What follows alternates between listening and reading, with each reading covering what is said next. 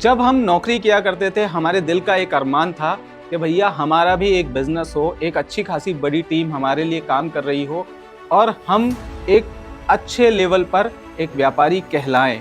लेकिन हमने ऐसा किया भी, हमने नौकरी छोड़ी, भाइयों से, यारों से, दोस्तों से, रिश्तेदारों से सबसे पैसा उधार लेकर के हमने एक बिजनेस खड़ा किया।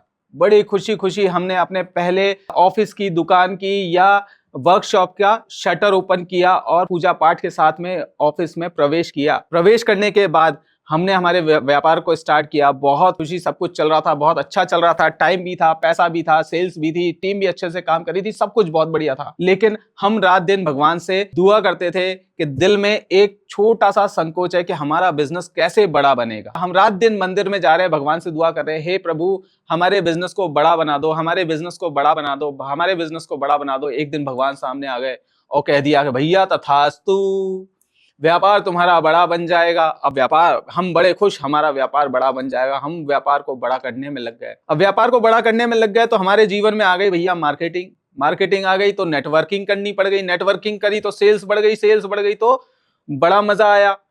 अब हमारे पास में कैश फ्लो आया, पैसा आया, सब कुछ हुआ तो हमारे जीवन में फिर दो नई चीजें आ गई। एक चीज आ गई जीएसटी, एक आ गया इनकम टैक्स। अब हम जो है ना एक जॉगर की तरह है कि भैया बॉल घूम रही है हमारी चारों तरफ, गोल गोल गोल गोल। जब हम छोटे व्यापारी थे तो बड़े मजे से धीरे धीरे धीरे बॉल घूम रहे थे। अब उसमें बॉल्स बढ़ गई, 4 बॉल नहीं बढ़ गई, अब उसकी स्पीड बढ़ गई।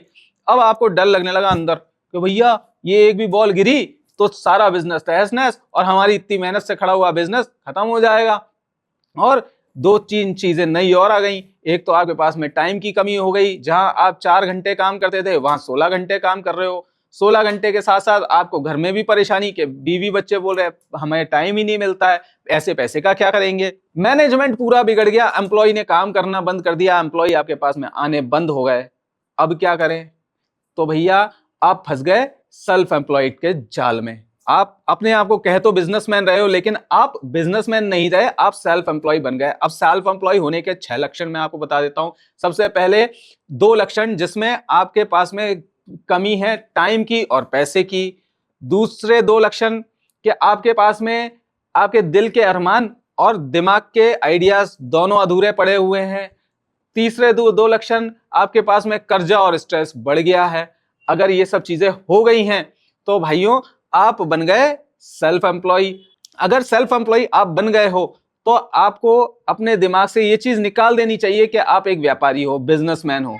तो आपको अपने बिजनेस को बड़ा तो बना लिया, बिजनेस को मैनेज करना सीखने के लिए आप बने रहें इसी चैनल के साथ में। लाइक करें, सब्सक्राइब करें, शेयर करें और हम आपको सिखाएंगे इसी चैनल के माध्यम से कि अपने व्यापार को किस तरह से प्रॉपरली मैनेज करें। नए नए बिजनेस आइडियाज के बारे में बात करेंगे, इंडियन इकोनॉमी के बारे में बात करेंगे और हम आपको इसी चैनल में यह सिखाएंगे कि आप सेल्फ एम्प्लॉय से बिजनेसमैन और बिजनेसमैन से सीईओ कैसे बने।